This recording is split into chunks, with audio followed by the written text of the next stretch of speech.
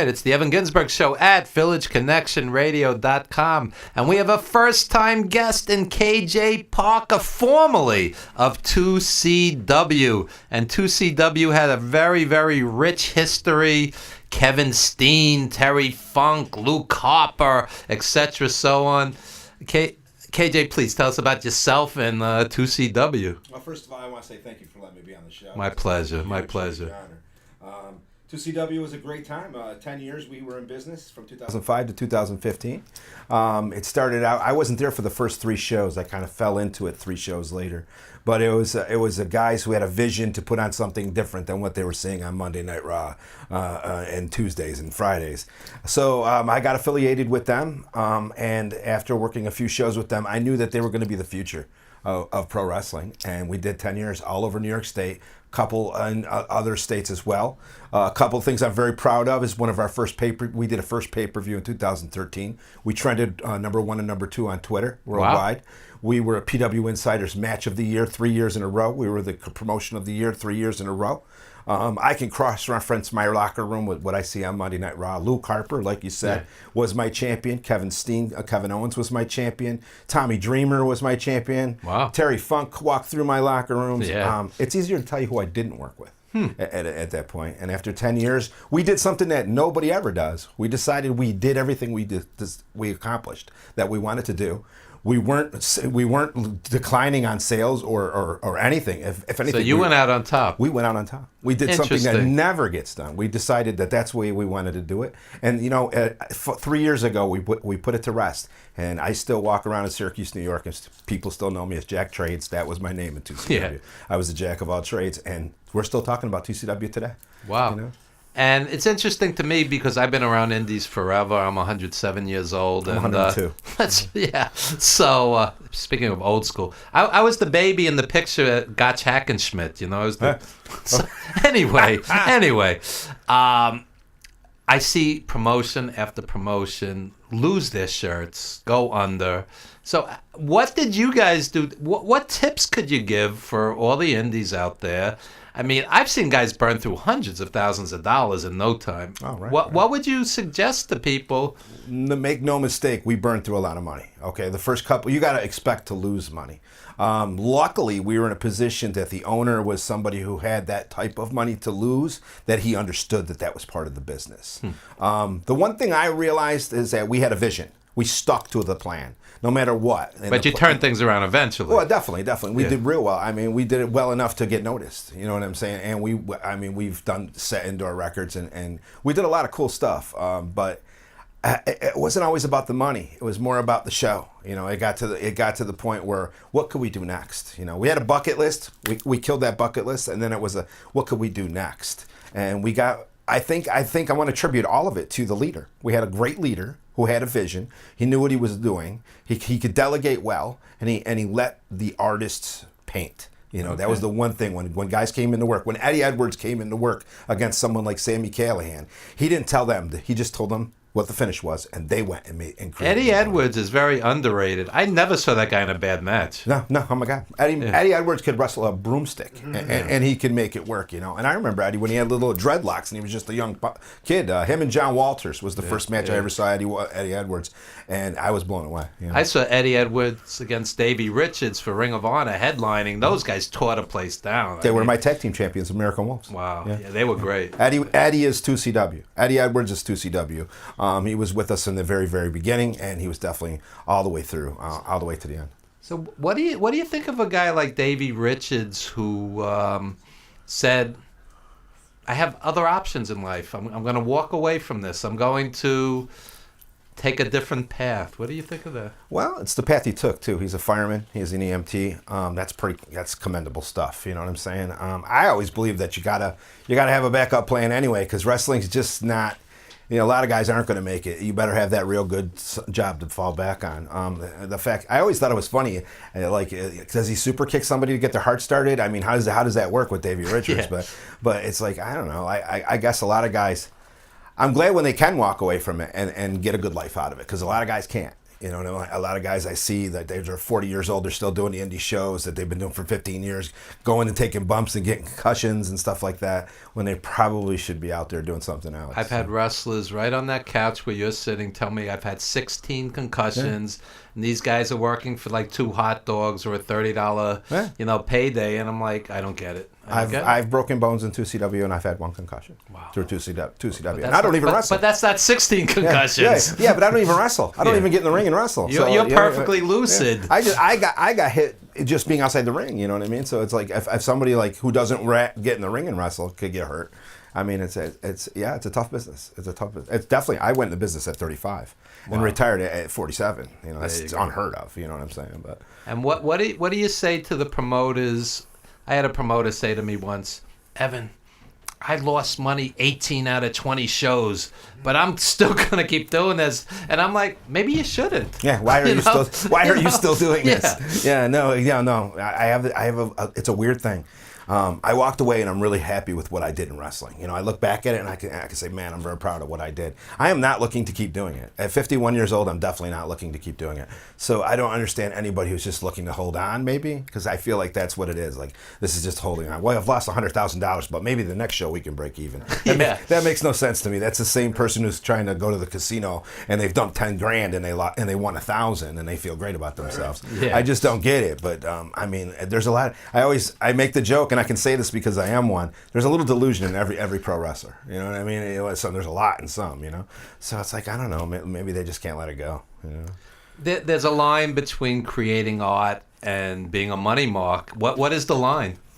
Results. A money mark show is not going to get you far. He's going to lose 10 grand in the first show and he's only going to draw 45 people. Or he's going to do 5 shows in a row and probably draw the same 45 people. If you cannot build a base. One thing about 2CW, we didn't make our wrestlers go out and sell tickets. If we weren't selling tickets, it would have ended. After a couple years, we made a base and results. You know what I'm saying? We always filled the house. There was never a point after the 3rd or 4th year of 2CW where we weren't selling out the building. You know what I find interesting as a longtime fan? There's certain indie promotions that decades later people still talk about, like Tri-State Wrestling, Joe Goodhart. Right. You know, sometimes it's there is a legacy. There is a legacy. I see it like ECW. You know, that was an independent company. You know what I mean? That just took on the world at one point and became the number 3 promotion. You know, I liken ourselves to ECW a lot. We did a lot of things just like that. You know what I mean? We had a godfather, just like Terry Funk was their godfather. Spike Dudley was ours. Okay. He was willing. He just came off of WWE. He was willing to take a chance with us. He was at our very last show. You know, after 10 years, Spike was loyal to us. There you go. He still can't get my name right. He calls me Wayne. It's been 10 years. But you know. But could be concussions. Yeah. I just think he can remember that. You know what I'm saying? But yeah, I mean, I've always noticed, like, when you see a lot of fads who started out, they're all gun-ho in the beginning, you know what I mean? And then they draw 75 people and friends and family shows, and at the end of the night, it's 25 people, you know what I'm saying? Because after you wrestle, your friends and family leave, you know what I'm saying? So we didn't do that. In 2CW, we built a foundation. Our goal was the wrestling was the entertainment. We were looking to do something different. It wasn't going to be your typical run-of-the-mill indie show, and it wasn't. I mean, we did some pretty crazy things. So what indie shows in 2019 do you recommend, do you support? Ooh, this is a weird thing. I'm out of the loop. You know, years ago I used to work in a pizza place and I couldn't eat pizza for 5 years after I left. You know what I'm saying? Yeah. It's wrestling's that way too. I don't really go anymore. I refuse. I could walk, and here's the funny part. You know, in my whole life, I couldn't wait to get into wrestling. You know, so I could be that old guy walking in the locker rooms. You know, be like, I can walk in the back here for free. That's me. Yeah, yeah. I could walk into a WWE show, and I would know 6 or 7 guys that work there. I'd rather stay home. You know what I mean? I'm good at what I did. I'm good at what I did, and I'm good with what we did. I don't watch it. I know what's going on. I hear about AEW because the Young Bucks were my tag team champions. Kenny Omega. Those guys work for us. So they're like my kids. How great is Kenny Omega? Amazing. Yeah, amazing. So, what do you say to the old school fans? I'm not a young guy, but I'll tell you, I get tired of the old school fans. There's been no good wrestling since the territories. I'm like, you're out of your mind. You have no idea. I said there were guys back in my day. It would be a 12-minute headlock, and you have artists like AJ Styles and Daniel Bryan, Kenny Omega, Okada, Tanahashi, etc., so on. Some of the old school guys couldn't touch these guys today. Oh my God, no! I mean, you're comparing apples to hand grenades right there. But here's the thing too: there's a whole bunch of other kids right behind that we haven't even heard of yet. Right. That's where they're coming from. I mean, WWE isn't pumping them out and making them. They're coming from somewhere. The art that WWE is creating is the NXT takeovers. Those are tremendous. Right. Tremendous. Right. But where does NXT come from? Johnny Gargano worked in the Indies. Roderick Strong worked in the Indies. Everybody there. Half their roster's ROH guys. Right. Yeah. And I was going to say, 10 of those guys worked through 2CW and independent, made their name out there. I mean, and honed their craft. Exactly. Yeah. So there is kind of still a territory. It's not like it used to be where, it's a major thing, but there is that. I always was real proud that one of our boys went to the WWE because it was like, well, that guy, he worked for us like 10 times. He's my boy. You know what I mean? Like when I see Luke Harper on television, it warms my heart every day. I just want to say one thing about Luke Harper. Johnny Valiant was a dear friend of mine. We were very close. And when Johnny died, Luke Harper was one of the few WWE guys who acknowledged him. I think they were from the same geographic area. Johnny was out of Pittsburgh. I don't know. Luke is out of Rochester, New York. Okay. Yeah. I don't know what their connection was, but Luke Harper made the effort to acknowledge that an old school guy had passed, which you don't see a lot. And, I'm like, this is a class guy. Let me tell you a Luke Harper story. I work at a cable company in upstate New York, and we were having a drive to raise coloring books and crayons for little kids one day. Luke Harper dropped a $1,500 PayPal on me. He said, go take care of those kids. Class act. Yeah. You know what I'm saying? So when you tell me a story like that, I'm like, yep, that's John. Just hearing this, I want to see this guy, rise to the top in this business. Because not only is he talented and has charisma, he's a good human being. And he loves the business. He really loves the business. He wants to be the champion. He wants to show what he could do. You know what I'm saying? I know the guy personally. I can't tell you I won't say a lot of good things about wrestlers sometimes. You know what I mean? Because I'll tell you the truth. I love that guy. He deserves everything good in life. You know what I'm saying? He's a great dad. He's a great human being. But he needs to be. We have to get him a copy of this show. It's like a tribute to him. And he's the most humble guy. He'd be like, "Oh, Trade, stop it." You know what I'm saying? But I almost retired from pro wrestling once, and it was Luke Harper that announced my retirement, and that was the last show that he did with us, and then he went on to be the big star that he is now. So. And I'm jaded. I've been going to wrestling since '74. Yeah. I've seen the best 80s. Of the best worldwide, and I enjoy his work. Right. And if I didn't, I wouldn't say it just to say it. I mean, the guy's legitimately talented, and I hope he ascends the ranks. Me too. There's a whole world outside of WWE. Yeah. So we're gonna take a brief time out. Bring some more guests on. Perfect. Anything you want to plug, meanwhile? Striper's here tonight in Huntington. That's why I'm here. I just wanted to let folks who don't know, tell them who that is. This is my favorite heavy metal band of all time. They've been around for 30 years. So I say, you always said to me, if I am ever in the neighborhood, and I never thought I'd ever be in the neighborhood. And then Striper came out with their tour this year, and this is like the 7th time I've ever seen them. I've been following them for 30 years. I got a meet and greet. So after here, later on tonight, I'm going to go meet my favorite band. It's a big day for you. It's a huge day for me. Tomorrow I'm going to New York to see Houdini's grave and the oldest, the magic, because I do magic as well. Really? I teach magic to kids at a college in the summer camp. You don't have anything with you? You could have done some magic here. We're an art show. I was so weird about what to bring on the plane. You know what I mean? I was like, why you got fake thumbs and stuff on your house? Okay. I didn't want to have to explain anything to the TSA guys. But yeah, I mean, I don't really have anything to plug. 2CW is great. I loved being in wrestling, but I love not being in wrestling. You know what I'm saying? And I have a love-hate relationship with wrestling. Yeah. We have a wrestling show on our network, Monty and the Pharaoh, Thursdays, 8:05. And I always go through the same spiel with them. It's like, I love wrestling. I hate the sleazebag promoters, some of them. There are some guys who are really honorable. Same with the agents. There are guys who I love, and there are guys I wouldn't piss on if they were on fire. Right. And et cetera, so on down the line. The wrestlers as well. There are like the macho idiots, and then there are guys like Luke Harper who are beautiful human beings. Exactly. And so I always have like mixed emotions about the whole thing. Yeah. But You when know, all is said and done, it's like I never quite get out. Right, It always right. pulls you back in. Papa Stroh, the maestro, remember, he said something once. He goes, "Wrestling's. I love wrestling, but it's hard to get it to love you back." And I never forgot that. Yeah. I was like, it's like a mistress, you know what I mean? She just wants to have you all the time, you know, but you got to have her once in a while.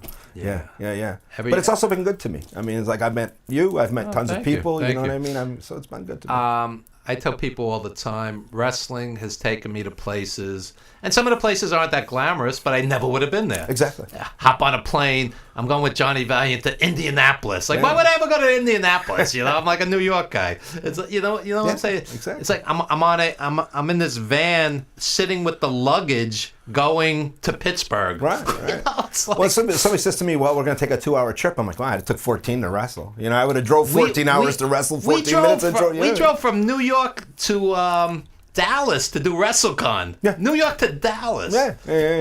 It's like, Yeah, that's what you do. It's a strange business. I always we tell the young kids when they start out, would you drive 100 miles for a $20 bill stapled to a tree? I said, because that's what you're going to do when you indie wrestle for the first year. You might get paid, you might not, but you'll drive 100 miles to go do 7 minutes in the ring. But it's almost like buying a lottery ticket, because I remember Mick Foley when he first started, and we became friends. And this guy was wrestling for $50 and sleeping in cars. Now he's a millionaire. Right. So there is always that outside chance that you're going to be the one guy that's going to make it.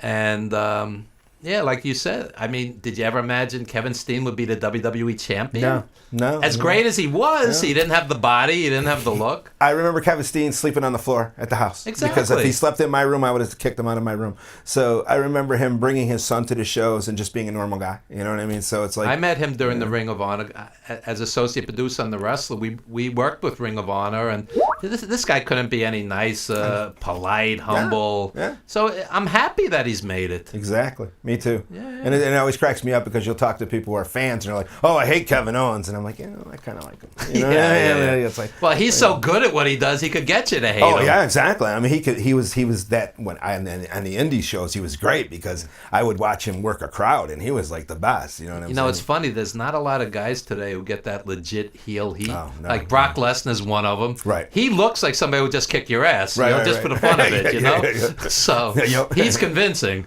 Right. Yeah. Enzo Amore, I think, is another one. I feel he gets genuine heat because people just don't like him.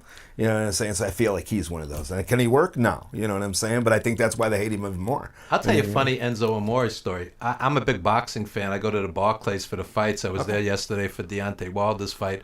And one day at the Barclays, who's in the men's room? Enzo. He's a boxing fan also. Yeah. Awesome, yeah. And people recognized him. I mean, he's all flashy. And, Sure. yeah. I mean, I think he is who he is because he seems he's to be exactly on. who he is. Yeah. I believe we all are who we are, except amped up to 11 or 12. You know what I'm saying? I mean, so I believe we're all that way. There's a little bit of that inside of all of us. So, but Enzo, I've never met him or anything or worked with him, but I can tell he's a train wreck. Yeah. Definitely. I'll tell you though, he was friendly and polite to everybody. Oh, I would have got a picture. Definitely. Yeah, the guy was cool.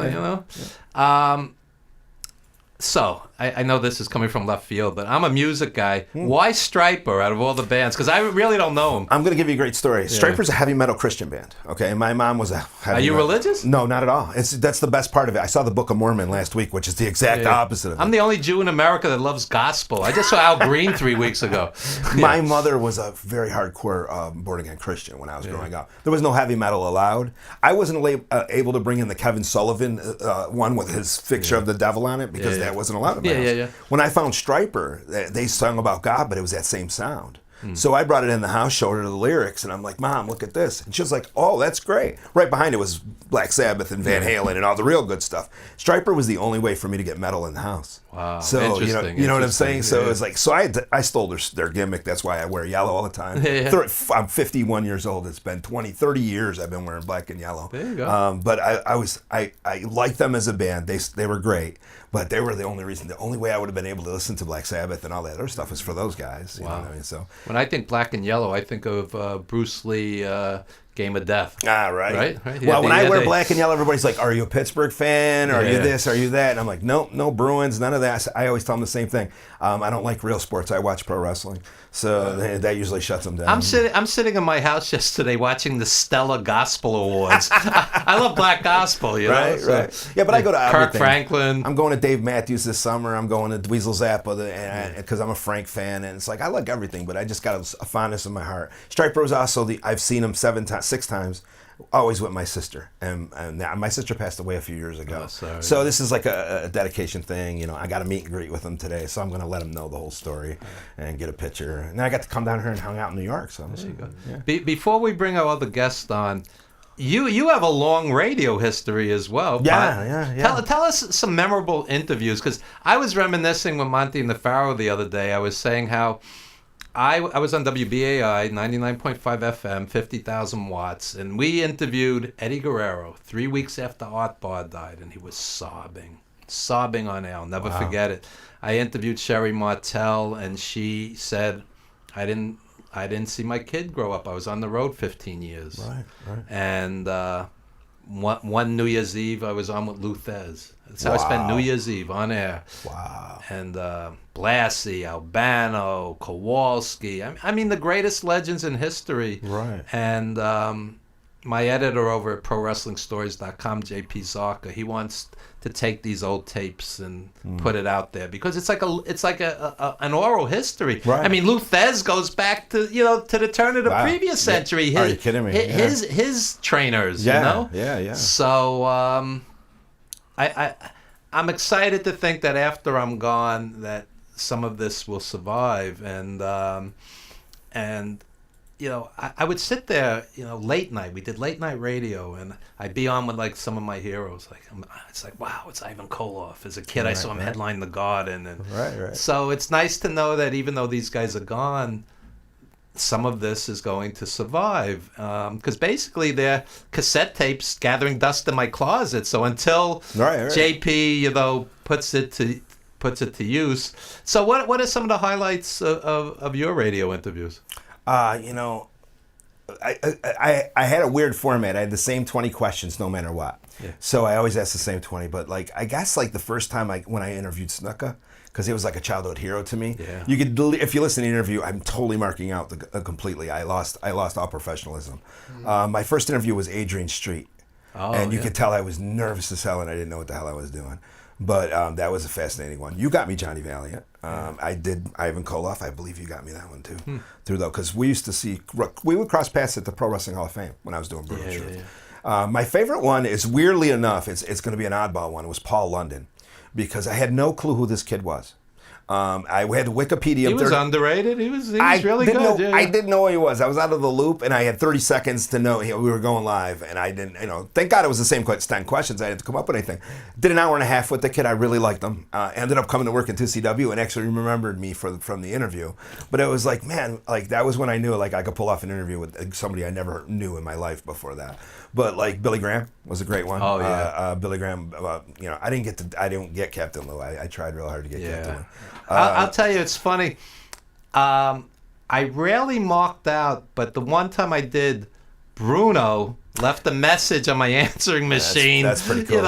And as a kid, Bruno was like God to us. And it's like I played that answering machine back 3 or 4 times just to say, wow, Bruno called my house, to set up the interview. When I booked Terry Funk for the 2CW show, he called me back on Christmas Eve, drunk out of his mind, screaming at me for having to spend 3 days in upstate New York. I saved that voicemail forever, because it's a surreal moment to you. You're like, I'm getting screamed at by Terry Funk. This is the greatest thing ever. Listen to this. I'll tell you something. Speaking of answering machines, messages, you just reminded me. The last message I got from the Colbass, who was a dear friend of mine, said, "I miss you, Evan. I love you." It's the last message I got, and I still have that on tape. I wouldn't, I couldn't discard that. It's good stuff. Yeah.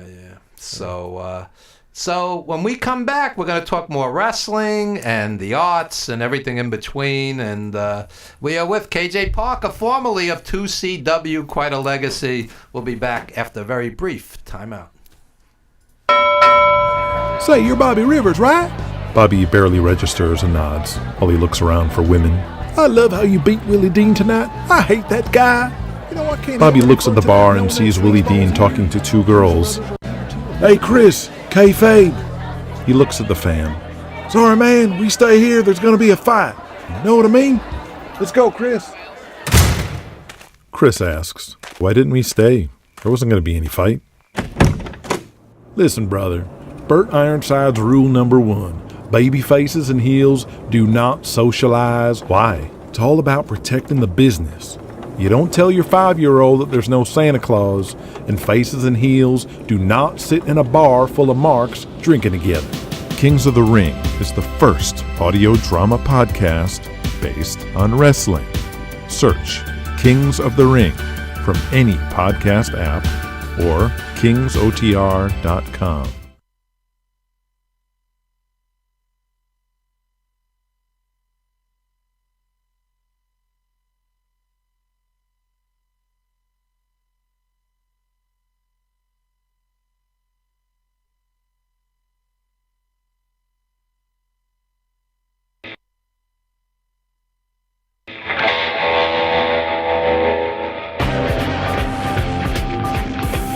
The wrestling fan, you know, they loved you or they hated you. You know, if the fan loved you, they couldn't do enough for you. You know, they want to buy your meal, they want to buy your drink. I think it was one of the main reasons that, you know, whenever I stepped into the ring, I wanted to give back. I wanted to satisfy their reason for coming out and watching me wrestle. I tell you what, I treated fans with respect and they loved me back.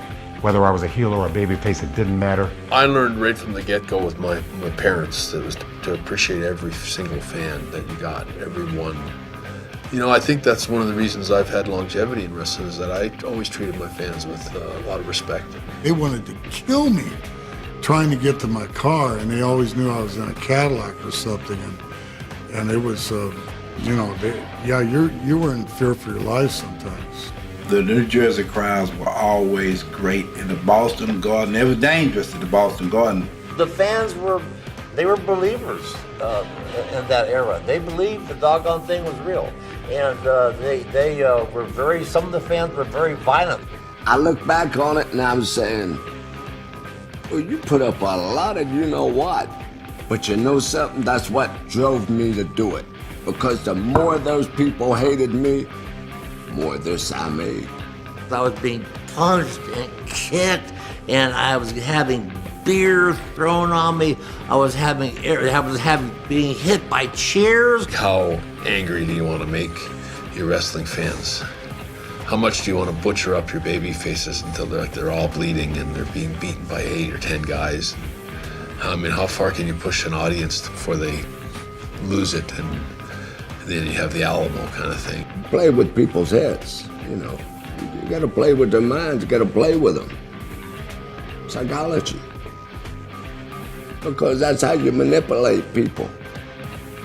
And that's what I do. That's what I did for a living. I manipulated you when you were a kid. I know I did. Because you probably didn't like me, or you might have liked me, because I was that way. And a lot of people did. A lot of people didn't. Thank you for the living I made at it, people. You were very good to me. All right, we are back with the Evan Ginsburg Show at VillageConnectionRadio.com with my very special co-host, KJ Parker. And later in the show, we're going to have singer Ed Roman. But right now, we have wrestler Jack Peterson and wrestling journalist Skip Booker. And we're going to just talk wrestling in general. But Jack, since this is your first time on the show, tell us a little about yourself. All right, well, I'm 18 years old. Correct answer.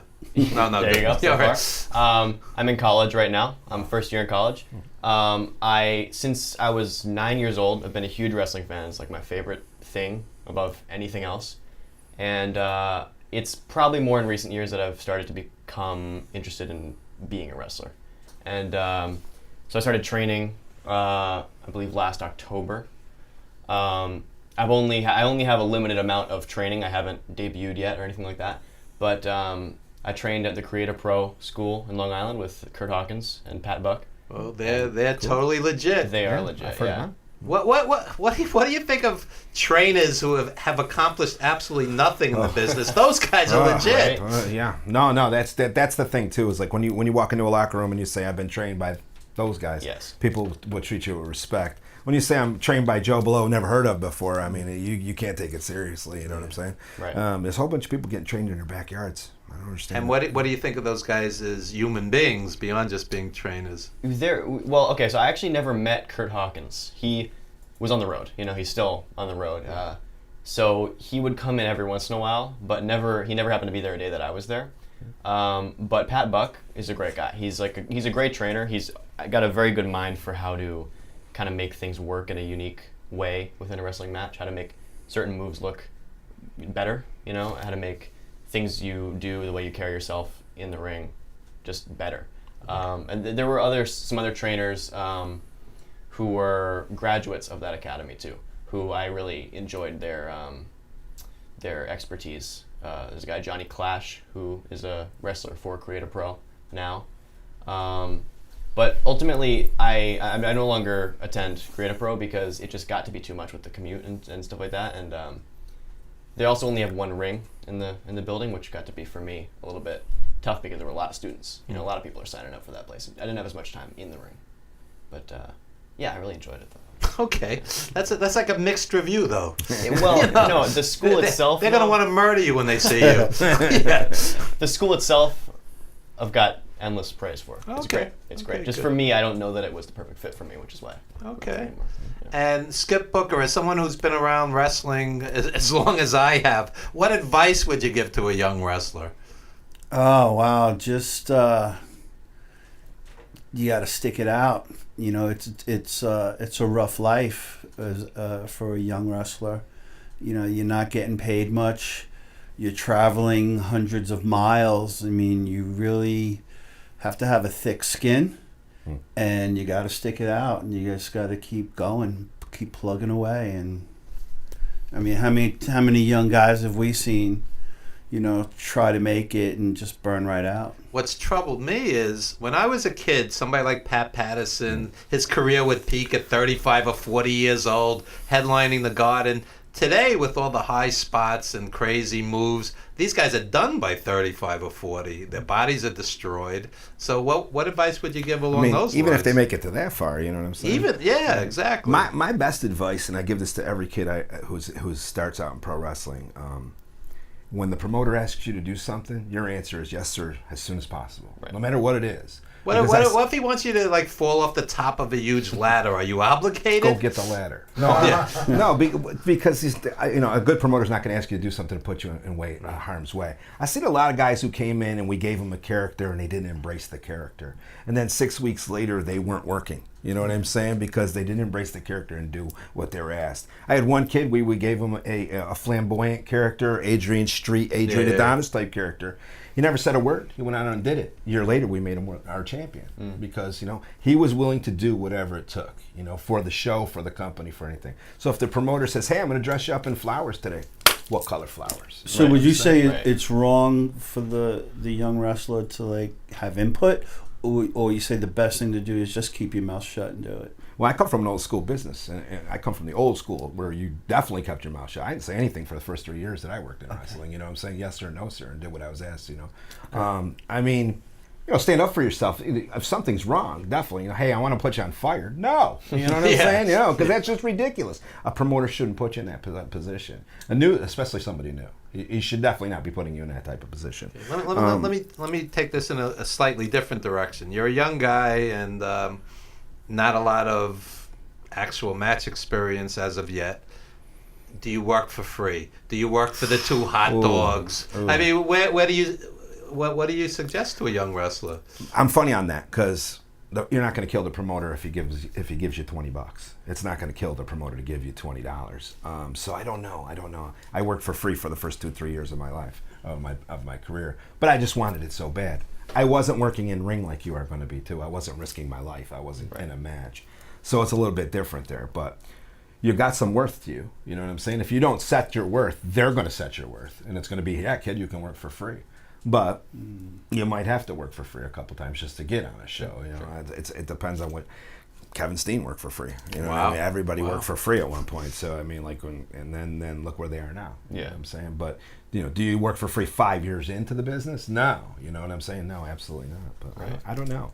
I mean, that's a weird thing because it's not going to kill the promoter. What to give about you the 20 2 bucks. hot dogs? That's very generous. Listen, if you can get 2 hot dogs, take that instead of that because that's a That's guaranteed the payday. deal. Yeah, exactly, man. Some of the best paydays I ever got was a dozen donuts, but you know what I'm saying. but you have a worth, I guess. But but at the same time, when you're just trying to get on the show. So the first match or first couple of times you work for a company, maybe you don't. But the second time, yeah, because if they brought you back, you were obviously good enough to bring back. You know what I'm saying? Are those the guys putting up the rings and all that? Yeah, damn straight. You know what I mean? If he was working for 2CW and coming through the school, he would be working for me on the ring crew. I'd expect him there at 9 a.m. that morning when we do that before we go to the show. He's going to come work ring crew. He's going to work ring crew after his match. You know what I'm saying? Yeah. I used to make a joke with my ring crew. I said, I'll let you know when you're a star.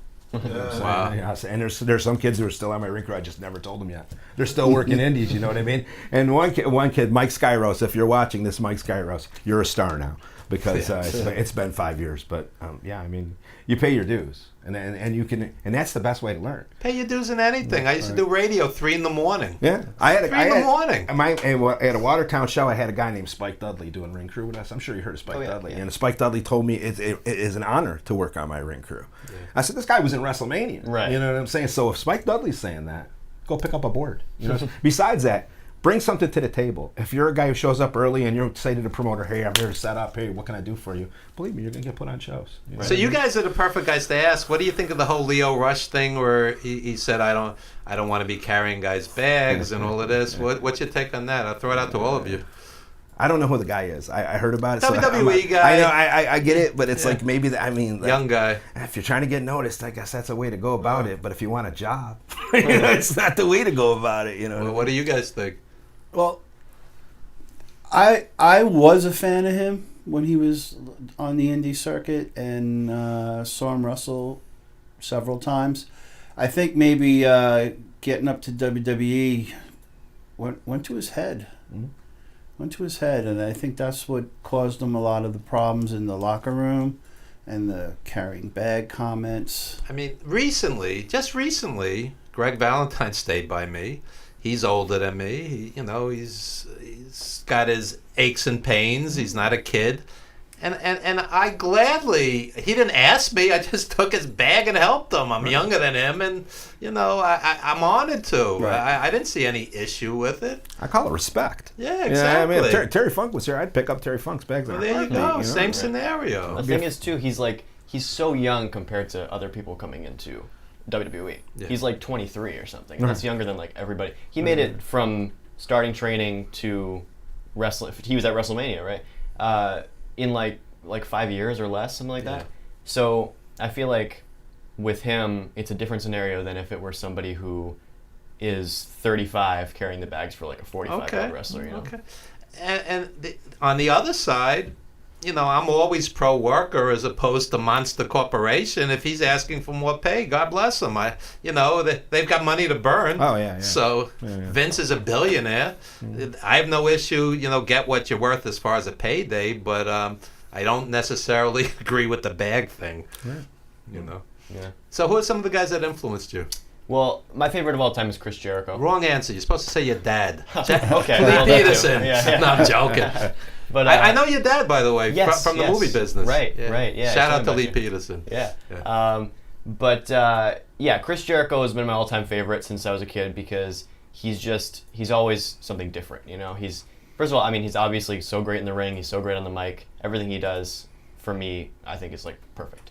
But he knows when he has to change his gimmick or has to change what he does, even his wrestling style. Now, he wrestles like a kind of brawling, hardcore style in New Japan, what he's doing there, because he's getting older and he can't do it. Terry Funk did the same thing. It prolonged his career. Nothing wrong with it. Yeah, so he knows what he's doing in terms of, and his gimmick too. When he's getting stale, he changes it. He turns heel or whatever. So I've always admired that, and that's what I want. Speaking of Jericho, we did this movie 350 Days. and it took us 6 years, blood, sweat, and tears. He's not even in the movie, and he endorsed it. He's a good guy. Yeah, You yeah. know, a lot of guys would be ego. How come you didn't call me? But you know, the guy, I mean, he got behind the thing. You know, so there's no ego there. You know, so. Yeah. Didn't I read something about him helping out Kamala? Yeah, he dug into his pocket. A couple of the old school guys. Yeah. You know, and before we get back, what do you think of fans who get on social media and say, don't support GoFundMe's for these guys? They're all a scam. That's absolute bull. Absolute bull. You know, what do you guys think? I sort of answered for you, but I've contributed to several. of course, it's like anything else. Some are scams, many aren't. So why label the whole thing? You know, I mean, first of all, Vince should have pensions, 401ks, health plans for these guys who sacrifice their bodies for them. And you know, it's like if they're in need, okay. Maybe you don't believe in GoFundMe's, but why actually go attack them for asking? Right. I only disagree with GoFundMe's for young indie guys who are like, hey, I want to start my wrestling career. Okay. Fund that's me. a different scenario. I can work and get a job, but fund me to go to wrestling school so I can go follow my dream. I think you're missing the point. I mean, part of following your dream is the sacrifice and the work to get there. You know what I mean? So if you got to GoFundMe to get your wrestling career started, no. Sorry. Okay, that's fair enough. But if you're in hard times, I mean, like, you know, I see GoFundMe's for everything. So, like, you know, when I hear these geniuses, and I use the word absolutely sarcastically, say things like, "Oh, Kamala burned through his money." You know what Kamala said to me face to face? He said, "I made $800 wrestling Hulk Hogan in a sold-out arena." Face to face, he told me this. $800 minus road expenses, minus taxes. You know, they think they had millions of dollars and they all blew it on wine, women, and song. It's bull. It's bull. So, you know, you don't want to give, fine, but don't go and attack the guy who's in need. Who's in more need than Kamala? I mean, the guy got both his legs removed. They were gonna, you know, take his house away from him. Why say don't give to the guy? Yeah. I mean, you know, it's heartless. Yeah, and that's my public service announcement. That's my rant for today. Everybody contributing to Kamala right now. Actually, they saved Kamala's house, but there's other guys in need. You know, I mean. I actually interviewed Kamala when I did Brutal Truth Radio, and just as we go on, he started with a gimmick, and I went, "Oh no, we're going to do 20 minutes of him just going, but then he turned around. So yeah, it was really fun. Nice it was guy. funny interviewing Ivan Koloff because he would go like in and out of the Russian accent. Yeah. True. So, Jack, I didn't mean to cut you off. Who are some other guys that influenced you? Let's see. So, there are a lot of guys who, when I was younger, I was really big fan of. Aren't necessarily influences, but some of the people, I guess, who kind of shaped why I got into wrestling. Triple H was one of the big ones because I just always felt like he brought a certain level of emotion and credibility and everything he did. Mostly it was in like the Ruthless Aggression era. His matches with Shawn Michaels, his matches with Benoit, his matches with... Great psychology. Yes, exactly. And a lot of those matches, Shawn Michaels as well is another one who... Shawn Michaels is as good as anybody that ever walked in a ring. Yep. But I feel like those guys, as well as Jericho, as well as a lot of people working at that time, really knew how to tell a story in a way that a lot of people don't know now, and maybe some people didn't even know before. I feel like that was a really good kind of golden era for that type of storytelling. Which another wrestler who now is a big influence on me is Johnny Gargano. He's tremendous. Yeah, tremendous. Because he knows exactly how to make the crowd cheer at this part, boo at this part. So what would you say to guys who are so old school that they would go, well, Gargano, you know, isn't big enough, or he doesn't have like a great gimmick. I mean, he looks like a regular guy walking down the street, but I think the guy's tremendous. Have you seen him work? I mean, tremendous, absolutely. And I'm jaded. Me too. I'm as jaded as they come. And when Johnny Gargano worked for us, and when he walked in the door, he's a little guy. But when I saw him, his match though. Roderick Strong's a normal-sized guy. I never saw him have a bad match. Never. No. Right. Yeah. No, he's amazing, Roderick Strong. I think he's a different level of a wrestler. I don't think he's really shined in NXT. When we had him in a 2CW, I saw stuff that guy did that I've just never seen before. You know, Eddie Edwards was another one. Eddie Edwards is an incredible worker. I think you're lucky to have come into the business at this point in time because you don't have to be 250 pounds with 20-inch biceps. You know, you can make it in this business as a normal. Leo Rush is a little guy. Oh yeah. Little guy. So, and a lot of these guys too, who they're short guys, which is something they can't control, their height. But they're muscular. You know, they're totally ripped. They work out a lot. They do everything they can to make themselves presentable, look like a star. They can't control their height. They can't control their general size, but they do everything else they can to make themselves look like a star, which, you know, should be enough to make them a star, I think. So tell us, what is your intended gimmick? My intended gimmick, I haven't entirely figured that out yet. Okay. But I'm looking to kind of, I definitely want to be a babyface at the start, if that's where it takes me. Because I really like the connecting with the fans and you know, being cheered, that whole idea of taking the fans on sort of emotional ride. So I want to be somebody that stands out, you know, as a charismatic type of good guy. Great. And Uncle Evan is going to give you some advice. I'm looking at your T-shirt. Try not to fall off of too many ladders. That will take a toll on you. Yeah, you know? yeah, that's true. You know, I understand the adrenaline rush and the crowd pops, but you know, the human body isn't meant to be falling off of ladders. You know, wrestling sort of dements your brain. Like every time I see a ladder now, I think of wrestling. Like I'm walking through an office building, right? And I go, ladder match. Yeah, I'll be at work and I see a ladder and I envision myself climbing it. Yeah, that's right. Definitely. Yep. So same thing with the long folding tables. Exactly. Do you guys see chairs and feel like hitting people? Absolutely. I have a whole bag of tacks in my thing over there, just in case. You know, I mean, you just never. You have to pay your dues. We're gonna throw you into some tax before you leave. That's fair. That's fair. Yeah. So, how does your dad feel about you getting into a business that is potentially dangerous? I mean, how does he feel? Well, my dad has always been a wrestling fan to some extent, especially when he was younger. He was really into it, and he's been nothing but supportive to me. He's like, you know, he's cautious in a way that a parent would be. It's very understandable. I would be too, but he's, you know, he understands the passion that I have for it, and he takes me to wrestling shows. He has since I was, you know, a kid, and he's taken me to meet wrestlers at conventions and stuff like that. So he's always been supporting. That's great. Yeah, he's always been supporting my goal of getting to that point, and I think he'll continue to do that. There's the important question: what's your mom feel? That's different. Yeah. Well, my mom, I don't know his mom. It doesn't matter. No, I'm joking. I work with his mom. Oh, okay. And it was the Sunday of WrestleMania.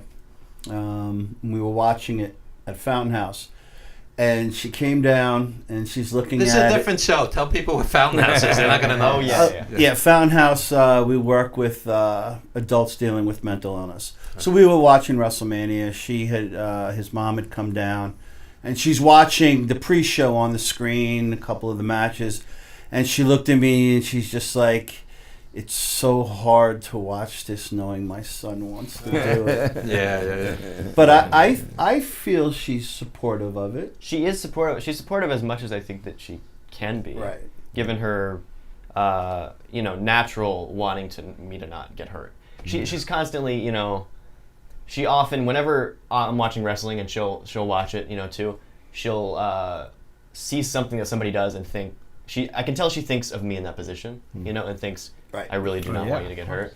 And I understand that, but I have to reassure her a lot that I will, you know, I won't be hurt as much as she thinks that I'm probably going to be hurt. My advice to you would be, when you're on a meaningless indie show in front of 37 people, don't do dangerous high spots, and you know, hone your craft and learn how to wrestle. I mean, you know, it's a better opportunity for that. And if you're going to do a cage of death match, don't invite mom to that show. You know what I'm saying? I'll tell you a great cage of death story. When we were doing The Wrestler, every weekend I would take Aronofsky and the producer and the screenwriter to indie events. We went to Cage of Death, okay? CZW. Yeah. So we went backstage, Mickey Rourke, all of us, And it was like a mass unit. It was insane. It was like everybody's covered in blood, and the doctors are working on them. So I said to Mickey, "What do you think?" He goes, "It's fucking awesome."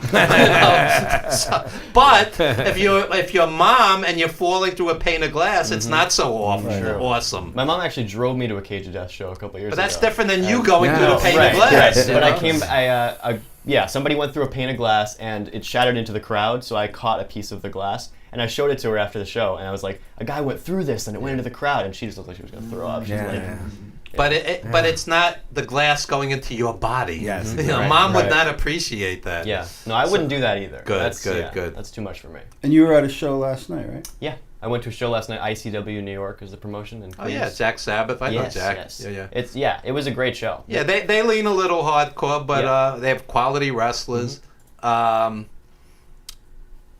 What's his name? Hart. Teddy Hart. Teddy Hart's tremendous. Yes. Was he there last night? He wasn't there last night. He regularly works for them. He's though. usually at their shows, yeah. But last night they had Rich Swann against I don't know if you know Marco Stunt. This guy's coming up. He's a really short guy, but he does like this crazy athletic stuff. Rich worked for 2CW a lot. Oh yeah, he's amazing. He's great. He's a really nice guy too. Yeah. Sweetheart. Yeah, right. Yeah. Teddy Hart should have made it bigger in this business. He's tremendous. Yeah. Tremendous. Yeah. Anyway, what I'm going to do is invite you guys to stay because we're going to do a Skype interview with Steve Tatai from Kings of the Ring. And you listen to that. I love that show. So you're the perfect guy to be here. I subscribe to This that is show. a wrestling radio drama. This is unique. Yeah, this is unique. It's based on real events, but it's not a real story. He intertwines. It's like stuff it's that like really if you were in the happened. 1940s listening to The Shadow or Fibber McGee and Molly. It's a radio drama. The character, wrestling radio. Like Hogan is Thor Hansen. I mean, everybody's got a different thing. And so our engineer Jim Savali is setting up the Skype interview as we speak, and so you're a regular listener, and you guys haven't. So this would be perfect. So we could all ask questions. I can't endorse it enough. I don't listen or watch wrestling stuff anymore, but I watch that. There I you got go. hooked. I got hooked. I listened to it the first time, and I was like, "This is great." It's fun just trying to figure out what he's talking about. 'Cause you know what I mean? Because you'll be like, "Oh, he's talking about Hogan. Oh, that's Harley Race," or you know what I mean? And it's about when Vince was about to take over.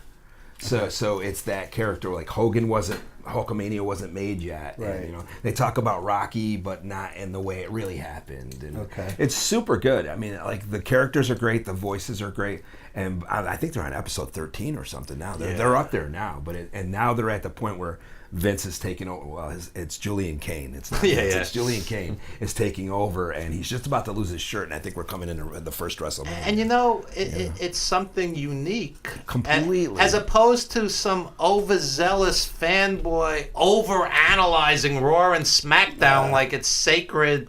You know, there's 500 wrestling podcasts out there, and it's like, this is not a podcast. This is a great episodic story, and it's really good. And it's like, if it's not real, but it is, and it is. It's like I'm sitting here with you guys, and I barely mentioned WWE. There's a whole world outside of it. I mean, it's overkill. Let's overanalyze every single thing that happened on Raw and SmackDown. Oh my God, you know, it's numbing. Yeah, exactly. I mean, and it's hard to keep up with. I mean, it's like there's so many different shows on, and this, that, and the other thing.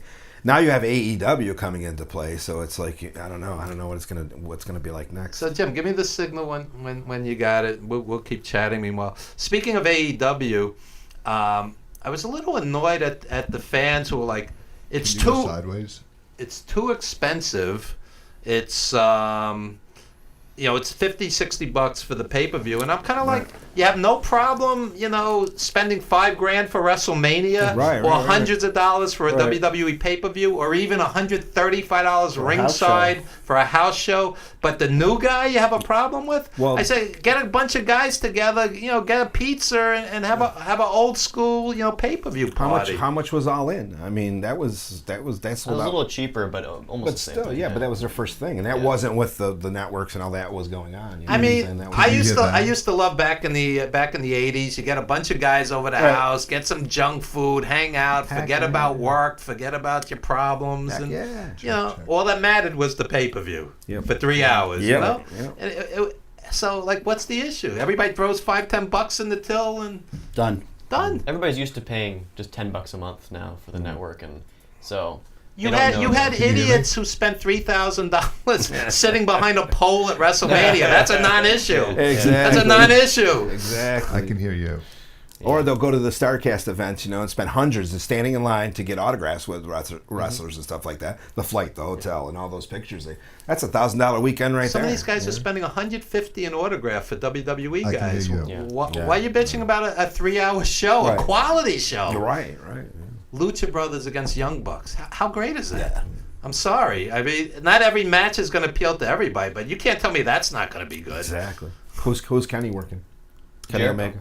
Jericho? Yeah. How bad could that be? Right? Yeah. Okay, never mind. That's $20 right there. Right. You know what I'm saying? I would, so, so I'll give you 10 for the tag match, even if you know what I mean. So now we're at 30, and that's only 2 matches. Yeah. Okay. I'm in.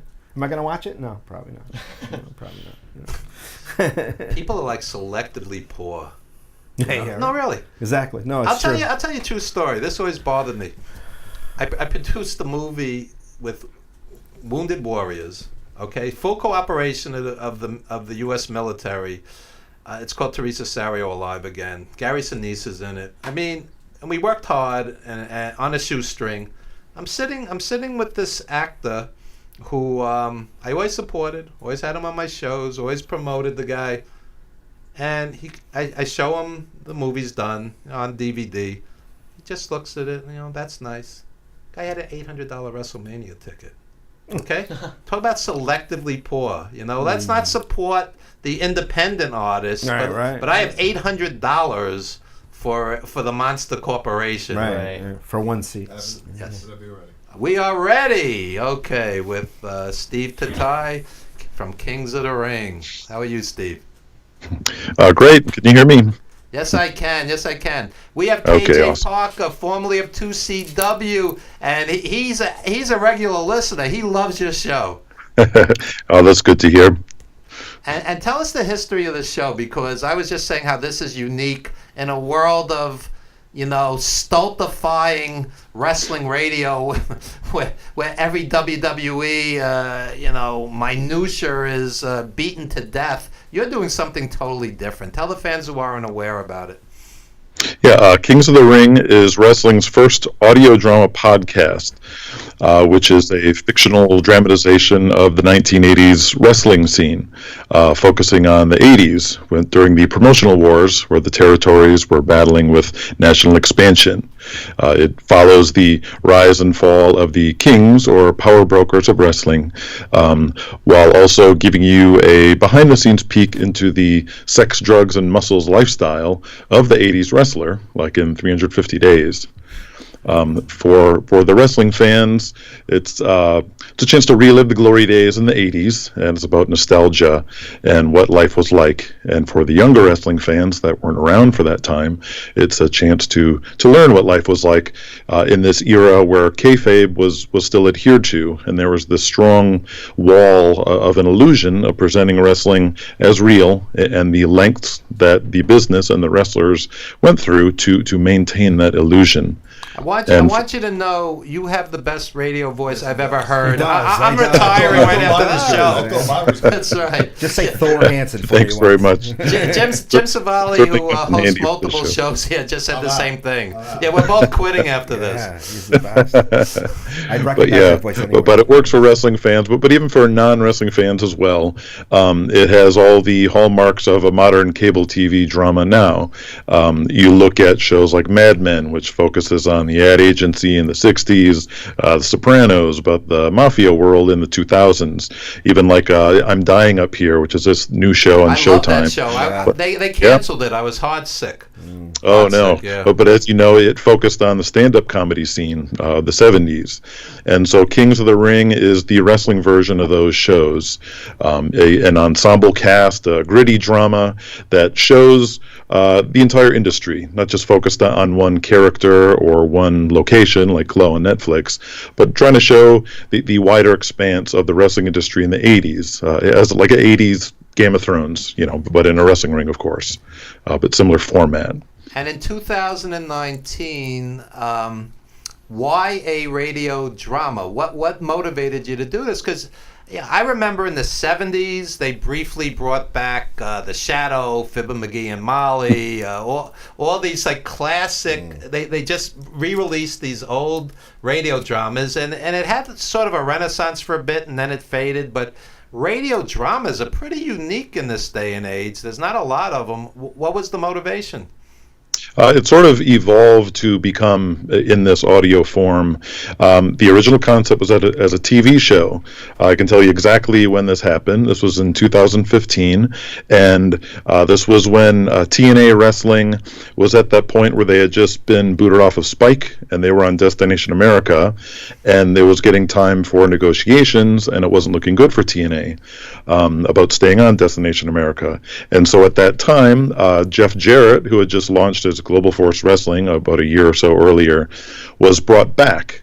At that time, there was this strong rumor going around that Dixie Carter was told by the TV execs at Destination America, "We will renew you for another year, conditionally though, if you bring Jeff Jarrett back to run the show," which was a bit of a twist at the time, since TNA had sort of buried him in the year prior to that.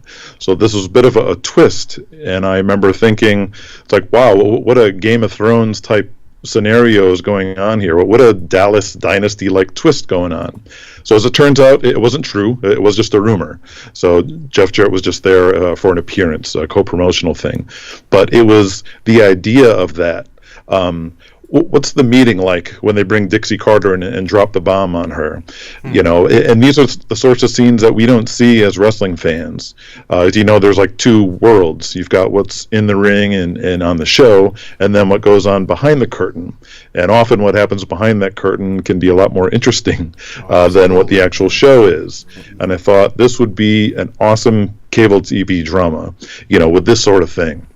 Taking stories like that, the Montreal screw job, you know, all these behind-the-scenes stories that as an audience you only read about years later, but to actually present it like that, because it's such an easily convertible concept, you know, the behind-the-scenes wrestling world with, you know, a drama, a TV drama.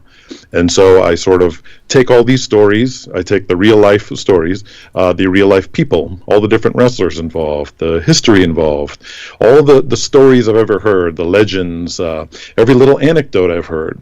And so I grab everything and sort of modify it and tweak it and rearrange things and reassemble it in the context of one giant fictional series. Wow. And that's what Kings of the Ring is. And I'm going to let KJ Parker ask a few questions, because he's a regular listener, and he was raving about the show. Yeah, I mean, I really like it because, one, I'm out of the loop of what's on wrestling product now, and I come from that old school. Where did you get the names for some of the characters? Are you the only writer? Yes, some of the names, well, the main names, for the most part, have just been created by me through the course of originality. But a new gimmick I've added to the show is I'm allowing fans of the show to be have actual names of characters in the Kings of the Ring, in the Kingsverse. The reason is boy, we're running on like 70 to 80 characters, and we're not even done with season 1 yet. There's just a lot of people involved, like minor characters, and I don't want to start to get repetitive with some, you know, awful names. I don't just want to be looking through the phone book. So I sort of open this up to the fans to give them a chance to sort of be included in the story and to sort of solve a problem for me, not having to come up with, you know, dozens and dozens of names for people. And so I know one of them happens to be one of my patrons, Mr. KJ Parker. There you go. And he's already in the show. So KJ, how do you feel when you hear your name on the show? Well, actually, he used my character name of Jack Trades, and I popped every time I heard it. There you go. And now I got to ask you, who am I supposed to be? Am I Bobby Heenan or am I Jim Cornette? Okay, so great question. So all the characters in Kings of the Ring, they are based off of somebody originally. However, I will modify nearly everybody, and everyone will be a version of that. Their personalities will always be different, either a completely different person or maybe just a little bit. I do that for privacy's sake. The show isn't completely biographical, and there's enough tragedy in the wrestling world that I'm not looking to exploit some really heavy stuff just for entertainment purposes. So I'll modify histories, but I'll combine a lot of characters as well. But everyone will sort of start off based off of somebody. And so it allows fans to sort of, well, it's a reference point for one, because this is an audio-only show. So once you start to hear how someone's introduced and what their role is, you might think, oh, okay, I think that's so-and-so. But then over time, you might think, oh, well, actually, this is someone different. So that there's always an interpretation, and I will say I'll never explicitly say exactly who this character is. I'll never be like, well, this is a combination of these two people, or this is that person, because there's still an interpretation that fans will have, and I don't want to take that away, because if fans want to imagine this person's based off of Randy Savage, for instance, and another person thinks that same character, well, no, that's Ric Flair. But we'll let them do that. I'm not going to, lay it out who is who. And I'm sorry, one more example of that, or the best comparison is, have you guys seen that Galaxy Quest movie with Tim Allen from a few years ago? Oh, yeah. It was a story. Tim Allen was playing a William Shatner-like character on a Star Trek-like show called Galaxy Quest. So you sort of knew who he was, but the character wasn't exactly William Shatner. And as the story progressed, things sort of diverted into their own thing. And then at some point, it's just a brand new character. And that's sort of the essence of how Kings of the Rings work. We'll start out, and then things will sort of branch off and become their own thing. And Steve, I can imagine this is very time-consuming, creating art like this, unique art. Where do you hope to take this eventually? The end game, the first goal and the end game is still to be a TV show. I'm sorry, I'll answer your original question because of this. It originally was conceived as a TV show, but knowing that how difficult it is, and with your experience in Hollywood, you know how difficult it is to get a show created anywhere. It's difficult to get money. So, yes. And so I didn't want to have this sitting on a producer's desk somewhere for years collecting dust. I felt the concept was strong enough that fans would like to hear this in one form or another. So the first idea was, well, I'll write a book. I'll write this as a novel. I'll write my own adaptation, can sell it that way. Then I started to think, well, that might not be as accessible to everybody. How about an audiobook? Maybe I'll just sort of read the whole thing. And I thought, well, maybe there's ways I can still make it even more accessible. And that's when I discovered the audio drama podcast, which is really only about a year and a half ago where I found out about this. And this was like an audiobook, but with a full theater production of sound, like a full theater of the mind, but stories broken up into episodes, be it 20 minutes to an hour, whatever. And it's become quite popular entertainment-wise, but the genres are primarily things like mysteries, science fiction, horror, true crime. So this is the first wrestling one. But I thought, this might be perfect for this. And I have a video production background as well, so I'm able to produce everything around it.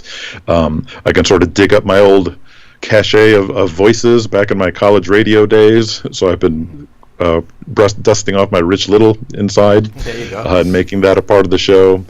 And that's how it's all come together. And I would love to see this on TV. And that is the end game, because I picture it perfectly vivid as a TV series, this Kings of the Ring show. Awesome. We've been running your commercial throughout the show, but plug anything you like to plug. Yeah, so to listen to the show, this is a completely free podcast on virtually any podcast app on your phone. If you've never done this before, pull up a podcast app and just search Kings of the Ring. And it should come up. You'll see a logo similar to this one. And you can subscribe for free. We're up to 15 episodes right now. And they're each about 30 minutes apiece. And you can hear it all from there. All website and social media presence is all at KingsOTR. The website, kingsotr.com. Twitter at KingsOTR. Facebook at KingsOTR. Patreon.com/KingsOTR. And that's how you find us. That's how you can hear the show and become a fan like KJ. There you go. And thank you so much for creating unique art. There's so much of the same schlock out there. KJ... right? I agree 100%. I mean, and the fact that he doesn't tell who the characters are and everything that he explained makes it fun. You know what I mean? It's not just you're listening to it; you're having fun with it. It's a kind of interactive. I love it. I just love it. Yeah. I just love it. Thank KJ you. Parker. Put that in the promotional material. That's great. That's great. Thank you so much, Steve. Really appreciate it. All right, thank you for having me on, Evan. My pleasure. My pleasure. And when we come back, folks, singer Ed Roman live set in studio. Don't you dare go anywhere. And before we do that, anybody want to plug anything? No? No, not really. Well, I guess you can follow me on Instagram at AJAXLP. That's AjaxLP. Okay. That's my primary social media. So. There you go. Skip. I work at Fountain House in New York City. We work with folks dealing with mental illness, and been following wrestling for over 30 years. Wow. I've been. Now you're a wrestling journalist. Where can I see some of your stuff?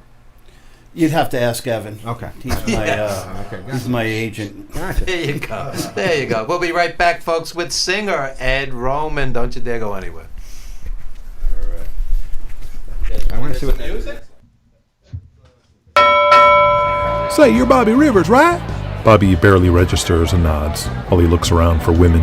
I love how you beat Willie Dean tonight. I hate that guy. You know, I can't. Bobby looks at the bar and sees Willie Dean talking to two girls. Hey, Chris, kayfabe. He looks at the fan. Sorry, man, we stay here. There's going to be a fight. You know what I mean? Let's go, Chris. Chris asks, why didn't we stay? There wasn't going to be any fight. Listen, brother.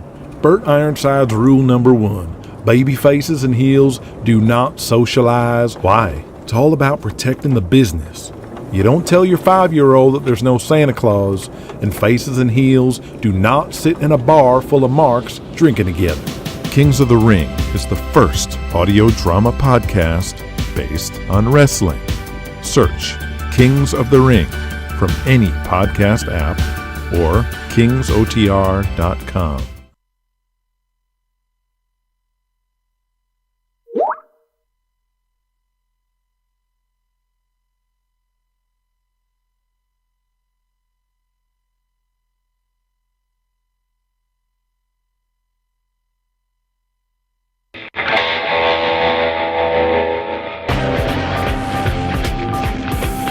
The wrestling fan, you know, they loved you or they hated you. You know, if the fan loved you, they couldn't do enough for you. You know, they want to buy your meal, they want to buy your drink. I think it was one of the main reasons that, you know, whenever I stepped into the ring, I wanted to give back. I wanted to satisfy their reason for coming out and watching me wrestle. I tell you what, I treated fans with respect and they loved me back.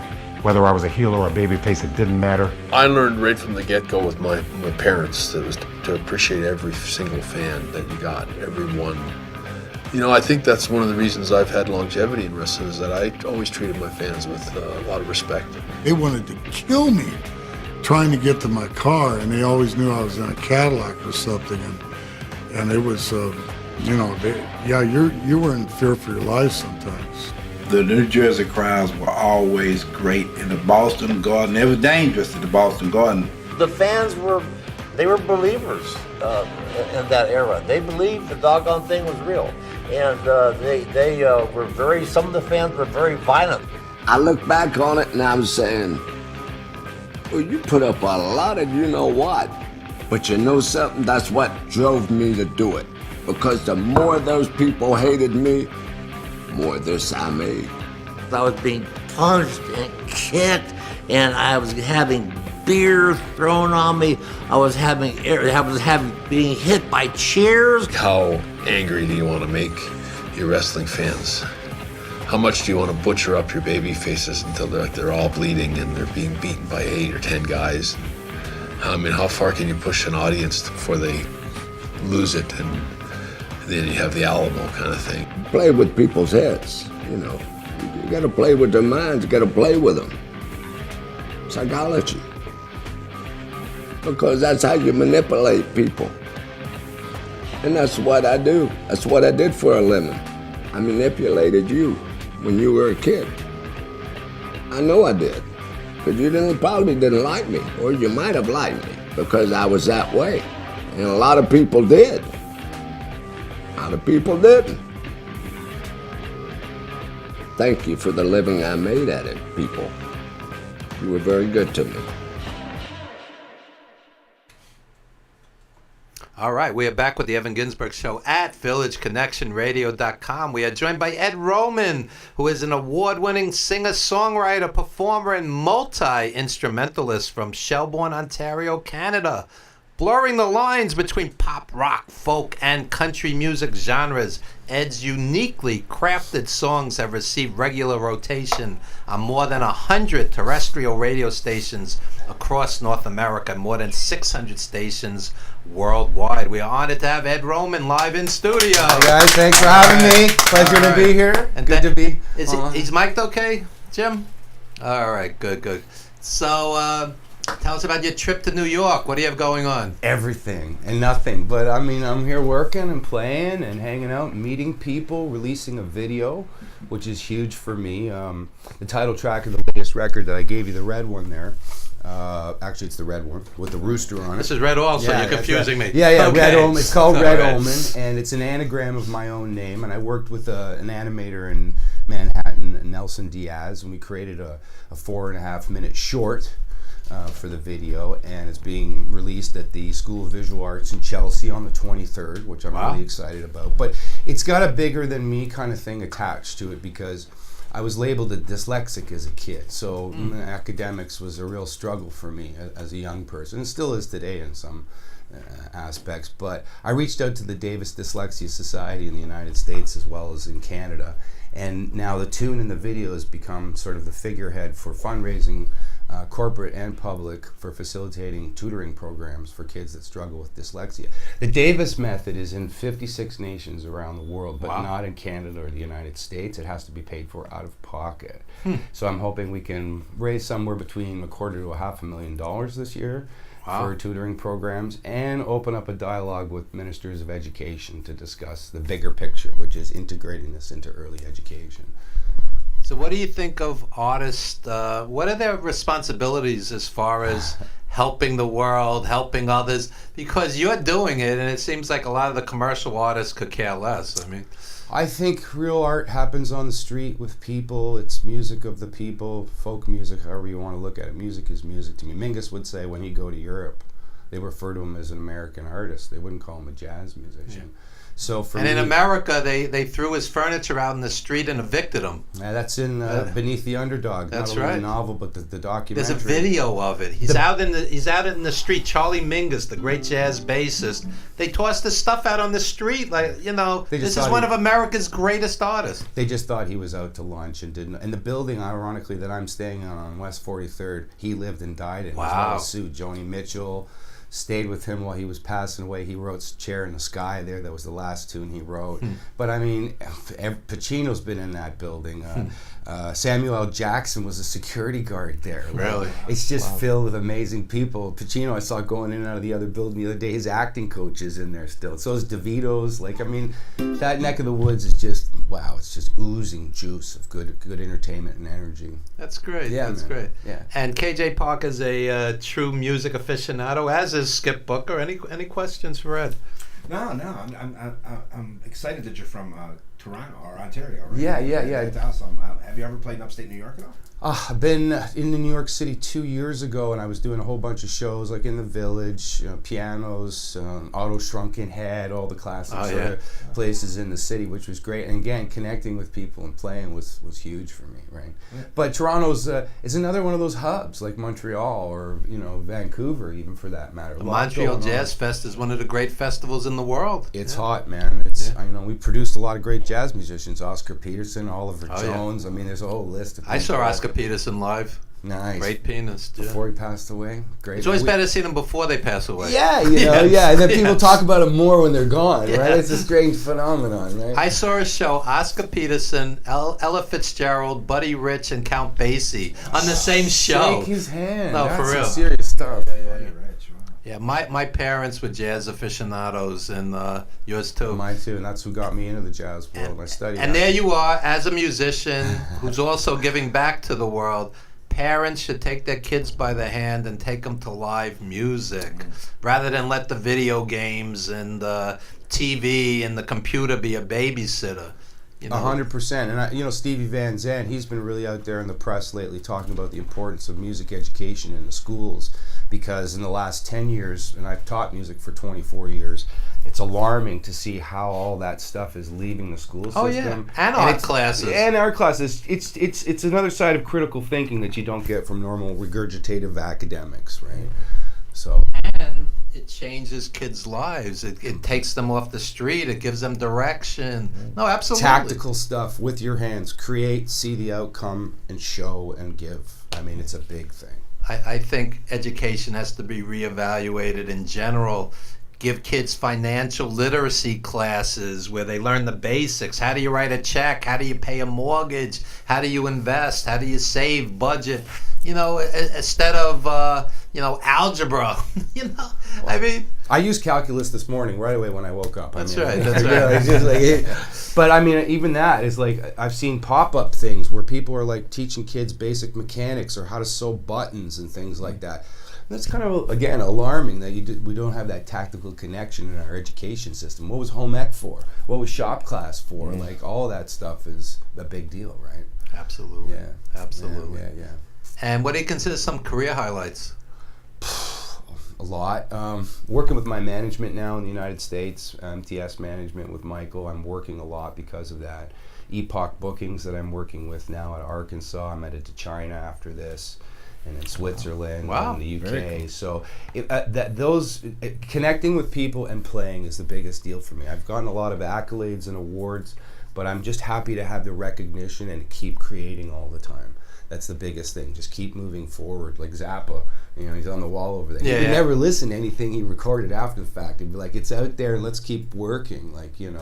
So for me, that's the biggest highlight. But I've met a lot of really interesting people, like Chubby Checker, Alex Lifeson from Rock. I saw Chubby Checker last year. The guy's still great. Yeah, he's got like a young, tight band. Yeah. He's still the real deal. He's got to be pushing 80. Must be 78, I think. Yeah. I mean, the guy was vibrant. He wasn't like sitting in a chair. The guy used to. And when I saw him too at the festival I was doing, he was wearing like a hoodie. He was like walking around. I'm like, who's the cat in the hoodie? Right? And then all of a sudden it was like, oh, that's Chubby Checker. That's so cool. And then he hugged my wife, and I'm like, hey man, can I get a hug too? Yeah.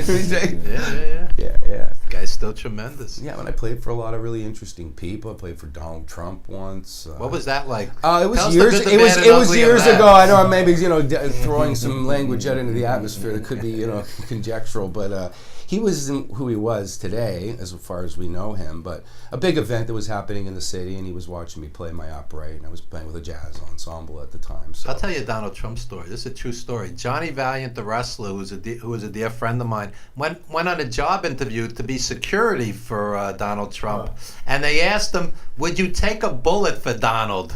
This is before he was president, just as a businessman. And Johnny's like, "No." True story. I believe it. Yeah. I believe it. Yeah. But for me, I mean, music is always connecting me to so many different things. I'm working with a script writer out of Hawaii right now who's putting a movie together about dyslexics. Wow. And Goldie Hawn and Jennifer Aniston are some of the people that they're kind of getting on board to be a part of this. So again, the Dyslexia Society has connected me with some really interesting people because of the music. So I'm always looking for those little cracks, and I follow them, and I'm surprised at the outcome when I do that. Because we're always trying to push for the big window. How do let's open it up, right? But for me, it's little bits and pieces, and the last 6 years has been a journey, but I get stronger and stronger every day that I do it. Awesome. Yeah. We have 15, 20 minutes left in the show, so if you want to play some songs for us, we'd be on it. Thanks. Okay, well, I'll play this tune called Stronger. It's a new tune. Not many people have actually heard this. It's going on a new album I'm putting together called A Recipe for Perpetual Spring. So I hope you folks enjoy it. Okay.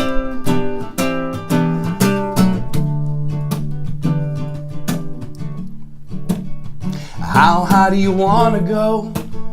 Just lead the way. Makes no difference to me, so I can hear you say, my waistcoat of disaster, I threw it all away. And I'm feeling stronger, you're gonna hear me say, I'm feeling stronger, stronger every day. I'm feeling stronger, stronger every day. Well, I'm melting my pennies down and dusting off my brow. At the Cherry Convention, they can show you how. It's my lucky pine cone, we're gonna talk to Ray. I didn't see that coming, you're gonna hear me say, I'm feeling stronger, stronger every day. I'm feeling stronger, stronger every day. I'm feeling stronger, stronger every day. You know what? Well, somebody break my bones because I'm finally free. Really had no idea what's been holding on to me. Like being blind, honey, but now I see. And it won't be too much longer, 'cause I'm feeling stronger, stronger every day. I like watching movies with experienced friends. You could call it old-fashioned, not really into trends. And at the Pharaoh Slyhouse, they bring you into shore. And I think you could love it, but you'll thank it even more. 'Cause you're feeling stronger, stronger every day. You're feeling stronger, stronger every day. I'm feeling stronger, stronger every day. I'm feeling stronger, stronger every day. Wow. Yeah. All right, Ed Roman in the house. Thanks, guys. Appreciate it. Yeah, would you like to play some more for us? I would. This is a tune that's been getting a lot of radio airplay, and I'm happy to say that there's sort of like this message that my grandfather used to say to me all the time, which was, dirty hands make clean money.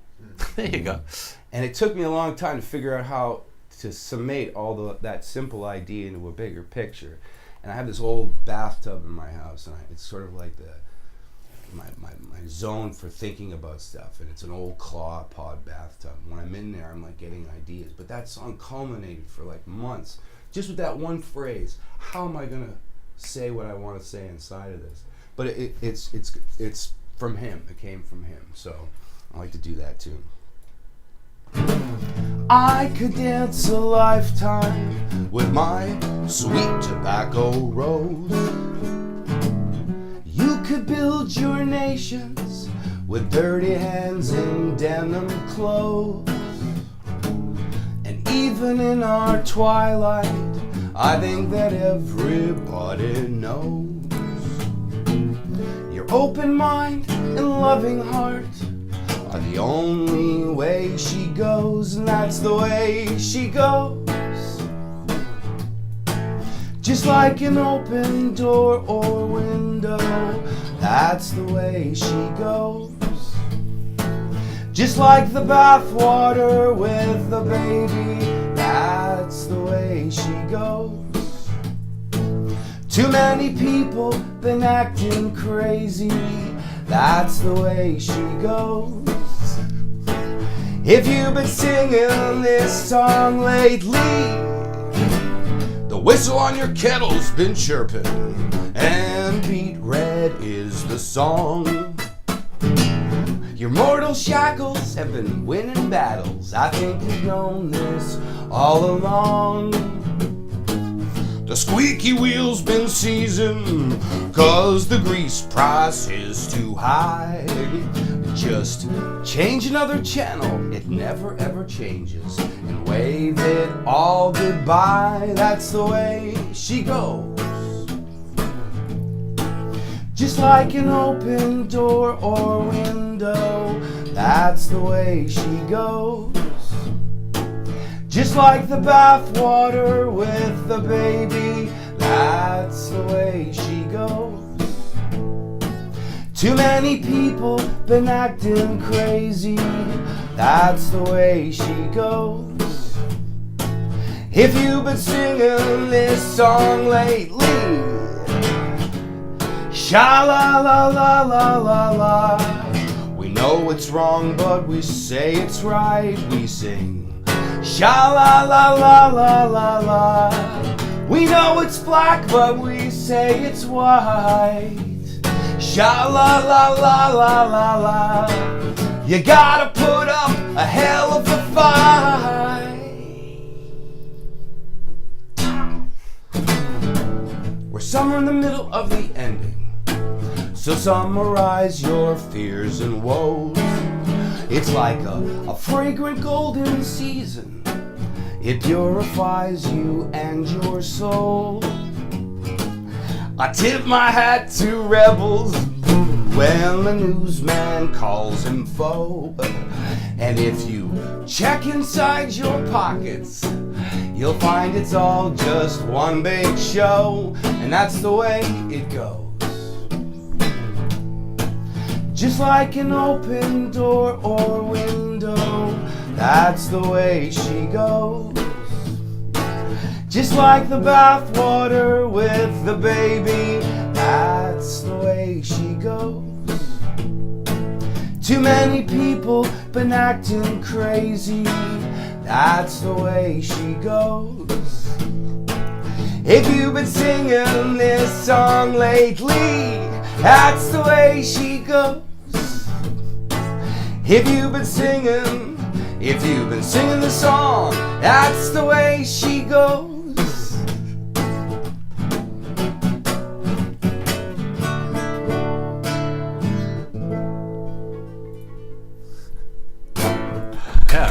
Fighting the cold, gentlemen. I had a fever last night. Really? I'm like, oh yeah. The last 3 days I've been walking around going, blowing my nose and stuff. Wow. So it was great. You sound great. Anyway, what are some of the who are some of the songwriters that have influenced you? That's a big boat to fill. I mean, who comes immediately to mind? Hendrix. I loved Hendrix growing up. I mean, the song, notoriety was guitar playing. He was an electric showman, but some of the lyrics that he wrote were unbelievable. Bold as Love. I mean, gosh. Yeah. You know, like anger. He smiles, towering in shiny metallic purple armor. Queen jealousy, envy waits behind him. Her fiery green gown sneers at the grassy ground. Blue are the life-giving waters taken for granted. They quietly understand. Once happy turquoise armies lay opposite and ready, but wonder why the fight is still on. Wow. Dude, like, you know, I mean, it's just like poetry in motion right there. Dylan was a huge influence. A lot of early rhythm and blues artists like Chuck Berry, Eddie Cochran, Buddy Holly. When I got into playing jazz, I was Jaco Pastorius fan. And I got handed a couple Jaco. A lot of these guys died young. I know. We lost a lot of people. Jaco died young. And circumstances, at a Carlos Santana concert, Bouncer didn't know who he was. Yeah, beat him up, right? Beat him up. He was in the hospital, died like 3 days later. It's like a sad situation. And I think a lot of people, this is the thing about the art world, we walk a fine line between our own anxieties and the things that we deal with every day, and projecting it is one thing, it's a release, but there's still all that stuff running in the background that can be really hard for a lot of people to deal with. Yeah. Substance abuse issues, you know, all sorts of stuff that take people early. You know, it's been going on for a long time. And then others that live, look at Chuck Berry. Look at Keith Richards, man. I mean, Chuck Berry lived to 90. I know, you know, and you know, he's one of the greatest all-time American songwriters for that genre. I love people like Cole Porter and Jerome Kern, and I love listening to Duke, and all that stuff really turned me on to, again, all these other aspects to music. It wasn't just one thing for me, and like hearing multiple sources of music. And I grew up in a household with grandparents that were like, you know, from the old country, so they're listening to like gypsy music and stuff like that. Parents like Basie, Sinatra, the same thing. And then older brothers and sisters listening to rock and roll, everything from the Beatles to, you know, Zeppelin. So it was continually in my house, this envelope of 70 years of music, one radio, one record player, 3 TV stations, and a phone that you picked up because you didn't know who was calling. Right? So it made for a lot of creative space and creative listening. Yeah, I grew up in a black neighborhood, East Flatbush, Brooklyn, in the 60s and 70s. So I'd be listening to Frankie Crocker and WWRL and these legendary, R&B DJs, And Frankie Crocker was an interesting guy. He died relatively young also. He would play jazz, R&B, blues, and he just played anything that was good. Madman Mancuso was the same way. Okay. And he spun a lot of Buddy Holly. In fact, he tried to shut the radio station down, blocked the door, and he kept playing "That'll Be the Day" over and over again. Wow. The police had to break in the door. Really? Yeah. That's wild. Yeah. That's wild. Yeah. Alan Freed. Yeah. Wolfman Jack. We actually got. You ever see a movie, American Hot Wax? Oh, for sure. How great man. was that? That was great. Yeah. Mr. Lee, Mr. Lee. Oh, Mr. Lee, Mr. Lee. I'll tell you, I go back to these rock and roll shows in the 70s, which were like 50s rock and roll revivals at the Garden. They'd have Chuck Berry, Little Richard, Bo Diddley, Dion. Jay Hawkins. I saw Screaming Jay Hawkins. The guy was amazing. For sure. Yeah, Show up in a coffin and a hearse to the show and do his whole thing. Legendary story that Drifters nailed the coffin with him in it. They did a rib on him. He couldn't get out of the coffin. Yeah, he was a colorful guy. Yeah, for sure. Yeah, but he was brilliant. And coming out snorting at people. I put a spell on you. I put a spell on you. Right. Yeah. Absolutely. Yeah. So it's up to you with your voice if you have a cold, but we have time for one or two more. Yeah, why don't I do something a little more like aggressive? I think. Whatever you like. Yeah, sure. So, ready to go? Sure. You might need a knife or perhaps crowbar. Try with all your might.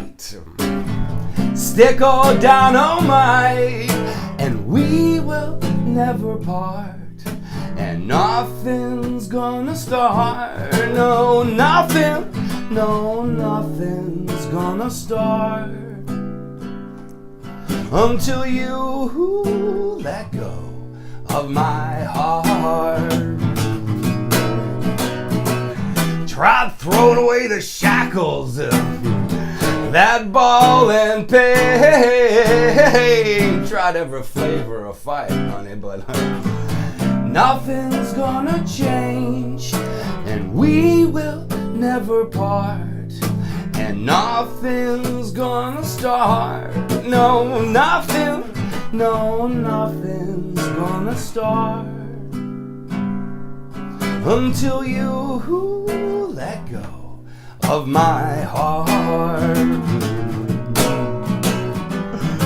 Rumors will trickle and grapevines will wrinkle. A sorry sad turns astray. A dream in the past with a faith that won't last. Tell me that you're leaving today. Perhaps a torture kit. Brass knuckles in my mix. Something flammable to set alight, honey. Well, I'm about to throw a fit, and we will never part. And nothing's gonna start. No, nothing's gonna start until you let go of my heart.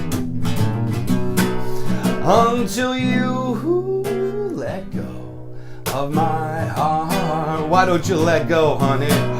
Until you let go of my heart.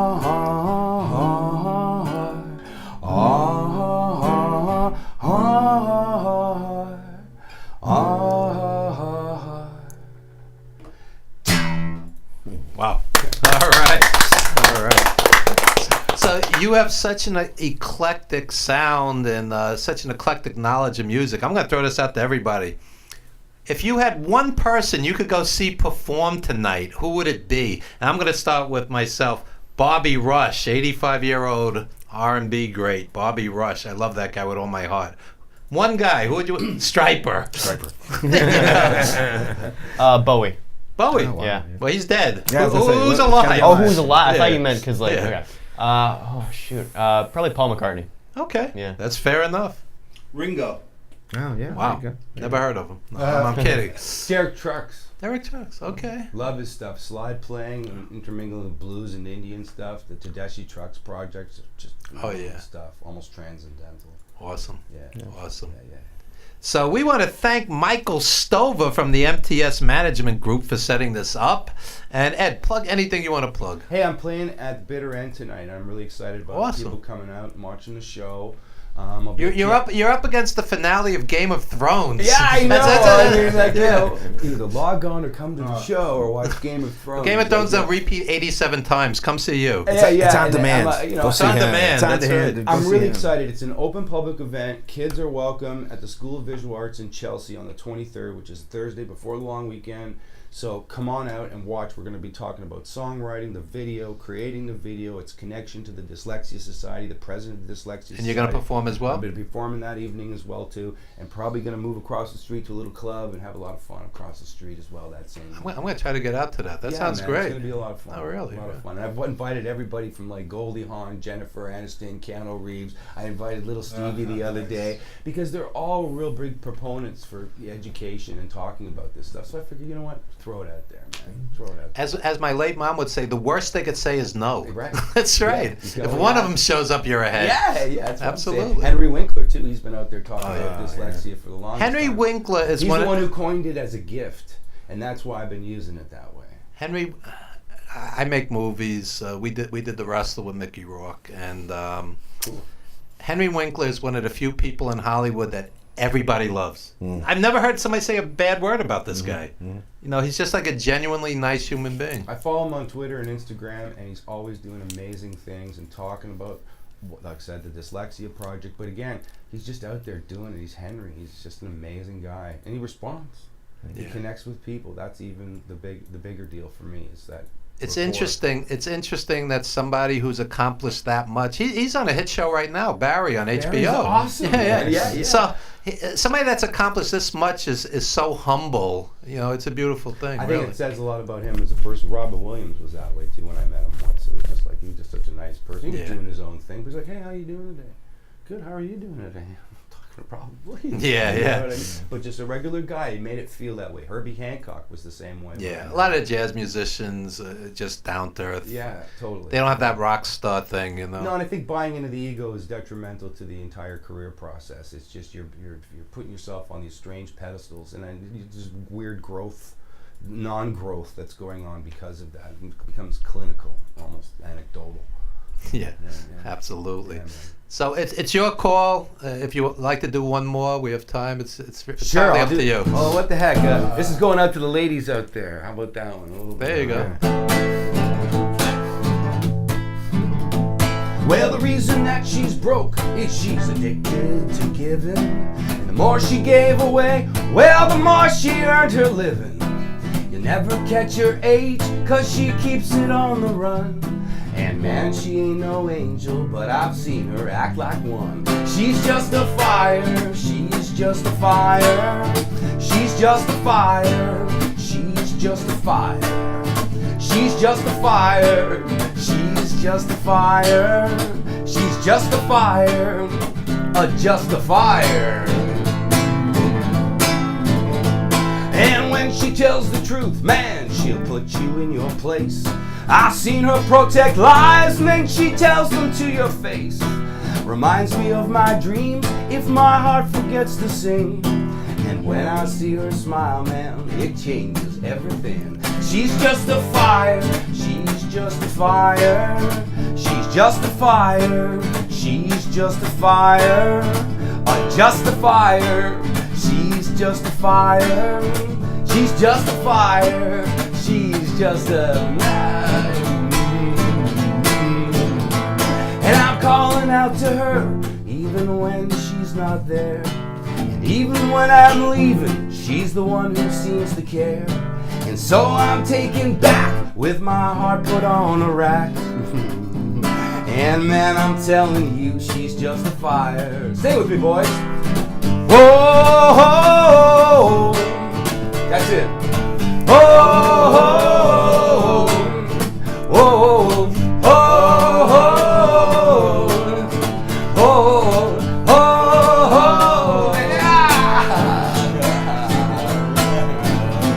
And I'm calling out to her, even when she's not there. And even when I'm leaving, she's the one who seems to care. And so I'm taken back with my heart put on a rack. And man, I'm telling you, she's just a fire. She's just a fire. She's just a fire. She's just a fire. She's just a fire. She's just a fire. She's just a fire. Just a fire. She's just a fire. She's just a fire. She's just a fire. She's just a fire. She's just a. Yeah. Yeah. All right. All right. Thanks, guys. Ed Roman, the bitter end tonight, the legendary bitter end. That's right. I've been there many times. Thank you so much. Guys, it's been a complete pleasure. Thank you. Oh, yeah. All right. The eclectic Ed Roman. It was my downfall at first, but now that's my marketing tactic. There you go. He plays this tune, he plays this kind of a tune, and he's got these electric numbers, and I'm like, yeah. I'm jaded and I'm impressed. Really. Thanks, gents. There you go. KJ Parker, my very special co-host, Thank you so formerly of much. 2CW. Formerly, yeah. To be immortalized.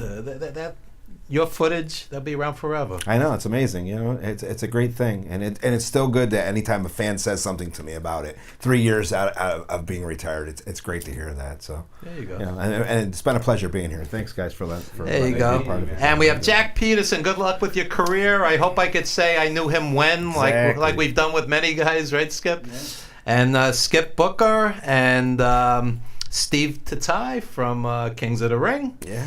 And Jim Savali at the helm. We couldn't do it without him, our engineer and studio owner. So that'll about do it. So thank you so much. This has been the Evan Ginsburg Show, VillageConnectionRadio.com, an eclectic mix each and every Sunday, 11 a.m. to 1 p.m. Thank you so much, guys. Thank you. Thank you.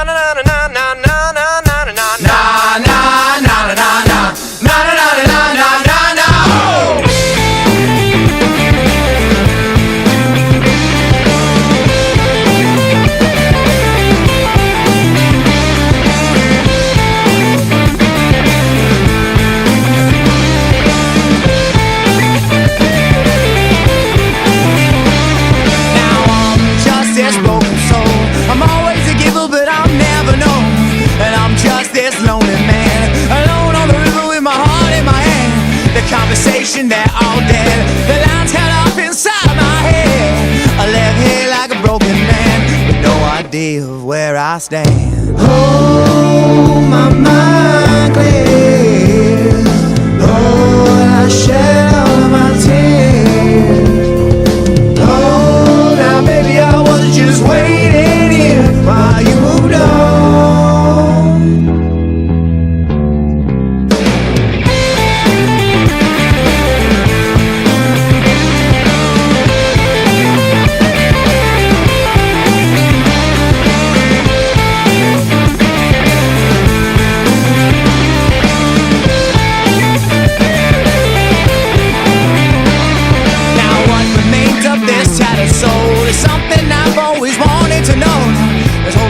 Security, this newfound freedom you kept from me.